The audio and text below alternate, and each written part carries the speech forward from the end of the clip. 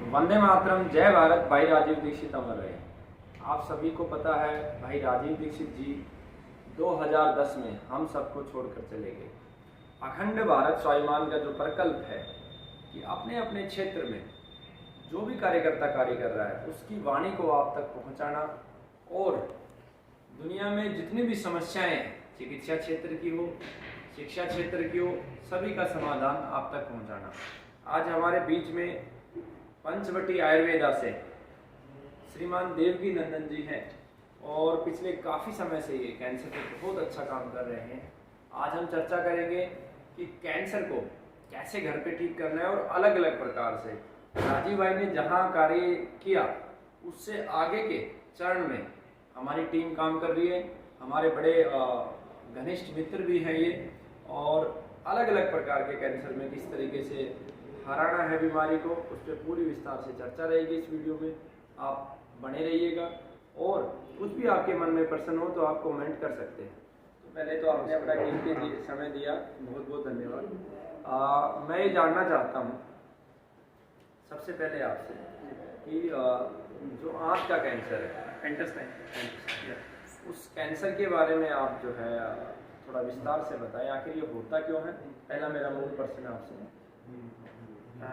इसका मुख्य कारण होता है भोजन के पाचन का सही नहीं होना, व्यक्ति का अनशेड्यूल्ड लाइफ यानी अनियमित जीवन जो होता है, जैसे शाम को खाना खाने से तुरंत बाद सो जाना, समय पे पानी नहीं पीना और आंतों के अंदर जो मल जमा हो जाता है वहाँ के बाद, या ऐसी कोई चीज़ खा ली जो अनडाइजेस्टिव है और आंतें कट गई कहीं से, अपने शरीर का नियम होता है उसको वापस पुनर्भरण करके उसको ठीक करने का।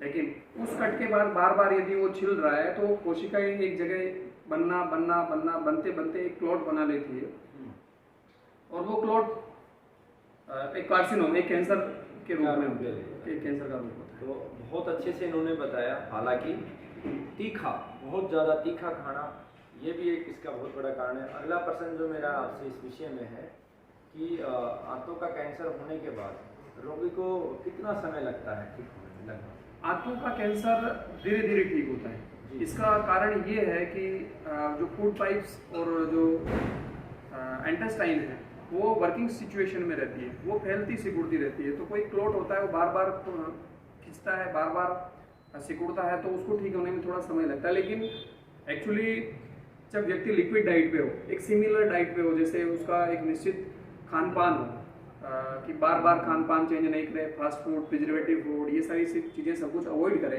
तो वो लगभग 120 दिन या 160 दिन में ठीक होने लग जाता है। जी, तो इसमें मुख्य रूप से क्या क्या औषधियाँ लेने की आवश्यकता होती है?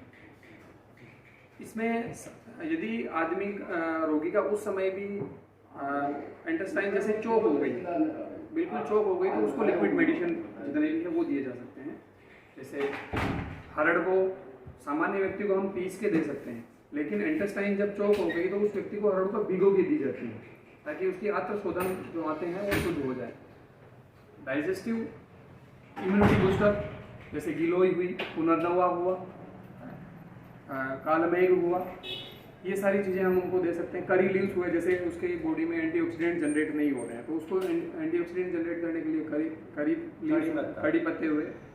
ओमेगा 3 फैटी एसिड की कमी हो गई तो अपन फ्लैक्सीड ऑयल, अलसी दे सकते हैं। एक यासाकुंभा मेडिसिन आती है जिसको अपन कीड़ा जड़ी बोलते हैं, वर्ल्ड का सबसे अच्छा इम्यूनिटी बूस्टर वो माना जाता है। और एक रोगी को 1 महीने के लिए 1 ग्राम मेडिसिन देना पर्याप्त मात्रा में रहता है। इंटेस्टाइन के रोगी के लिए और लीवर के रोगी के लिए ये सबसे अल्टीमेट मेडिसिन है और बहुत ज़्यादा फायदा करती है। 1 ग्राम 1 महीने की डोज, ये जैसे काढ़ा तैयार किया उसके अंदर एक साथ अपन ने 1 ग्राम मिला लिया। ये रोजाना 1 ग्राम या महीने की 1 ग्राम? यही मेरे मन में प्रश्न था, क्योंकि हम भी लगभग जो हमारी मेडिसिन होती है उसमें 1 ग्राम के आसपास प्रयोग करते हैं 1 महीने की। आप सब परिचित भी हैं उसके लिए, पहले भी आपने वीडियो देखा होगा। केसर भी प्रयोग होता है उसमें, मामरा बादाम भी प्रयोग होता है, अश्वगंधा, स्थावर, सफ़ेद मछली। इसके अतिरिक्त और आपके अनुभव से क्या दे सकते? एक विधारी कंद सफ़ेद, विधारी कंद सफ़ेद, विधारी कंद सफ़ेद, ताकि जो व्यक्ति भोजन नहीं ले पा रहा है, लिक्विड ले रहा है, तो उसकी बॉडी में कहीं ना कहीं कमजोरी आती है, वेट लॉस होता है, तो उसकी पूर्ति करने के लिए अपने को विदारीकरण सफेद देना होता है। विदारीकरण को किस तरीके से, किसके विदारीकरण सफेद पाउडर निकाल लो, विदारीकरण जैसे जंगल से आपने निकाला उसको छील लो, हल्का सा सूखने के बाद वो दूध की तरह होता है, उसको काट लो, छोटे छोटे पीस उसके सूख जाएंगे, जैसे आपको दूर से देखेंगे तो ऐसा लगेगा पनीर रखा है। उसको सूखने के बाद पीस लो और आधा चम्मच व्यक्ति शहद के साथ ले सकता है, व्यक्ति दूध के साथ ले सकता है, सुबह शाम कभी भी एक समय ले सकता है। 5 ग्राम की मात्रा, आधा 5 ग्राम दूध या शहद के साथ खाली पेट या खाना खाने में? कभी भी खाने के साथ। बहुत सी बार अपन दाल में डाल के ले सकते हैं कि भाई हमें टेस्ट में अच्छा नहीं लगता है, रोटी में डाल के ले सकते हैं, जैसे प्रोटीन पाउडर अपन लेते हैं एक्स्ट्रा, इसी तरह विदारीकरण सफेद अपन ले सकते हैं। अच्छा, और इसके अतिरिक्त भी कोई मेडिसिन देने की रिक्वायरमेंट? हाँ, बहुत सारी होती है, जैसे त्रिफला प्रक्षालन तो आतर प्रक्षालन की त्रिफला को भिगो के दिया जाता है, शाम को भिगो दो, शीतपात तैयार करके दे सकते हैं उनको। तो बहुत अच्छे से बताया, इस प्रकार से आप हाथ के कैंसर को घर पर ही ठीक कर सकते हैं। यही सौपन भाई राजीव दीक्षित जी का था और यही सौपन अखंड भारत स्वाभिमान का है और यही सौपन पंचवटी आयुर्वेदा का है। देवकी नंदन जी हमारे साथ जुड़े हुए हैं, इन्होंने आंतों के कैंसर के बारे में बताया।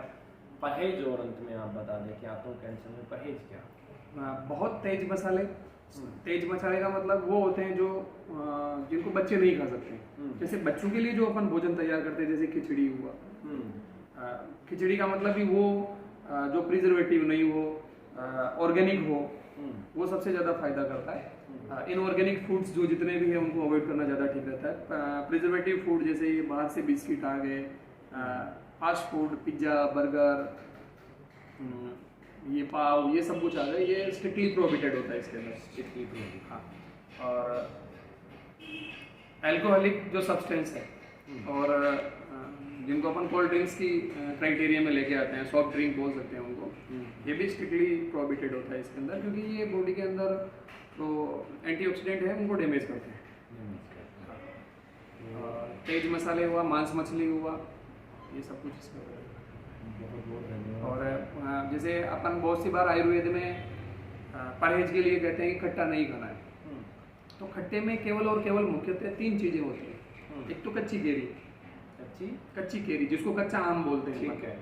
पका हुआ आम खा सकते हैं। पके हुए आम के अंदर ऐसे एसिड्स होते हैं, फोलिक एसिड्स होते हैं, जो बॉडी के जो छाले होते हैं, अल्सरेटिव कोलाइटिस हुआ या अलग अलग तरह के छाले होते हैं, वो उससे ठीक होते हैं। एक तो कच्ची केरी नहीं देनी है, इमली नहीं देनी है, और एक केत आता है, केत ऐसी जिसको अमचूर लोग तैयार करते हैं अपने स्वार्थ के लिए।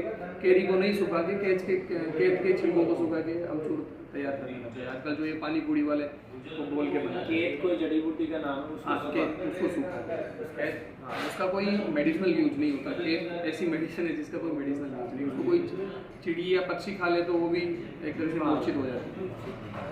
तो ये बहुत अच्छे से बताया कि खटाई का मतलब इमली और कच्ची कैरी और कैट। क्योंकि आयुर्वेद कहता है अवगुण 12 आम में, यानी कच्चा आम होता है उसमें 12 अवगुण होते हैं। अवगुण 12 आम में, इमली में 32, गुण 13 तांबूल में, नींबू में 36, यानी अवगुण 12 आम में होंगे। आम का मतलब कच्चा आम। इमली में 32 अवगुण होते हैं।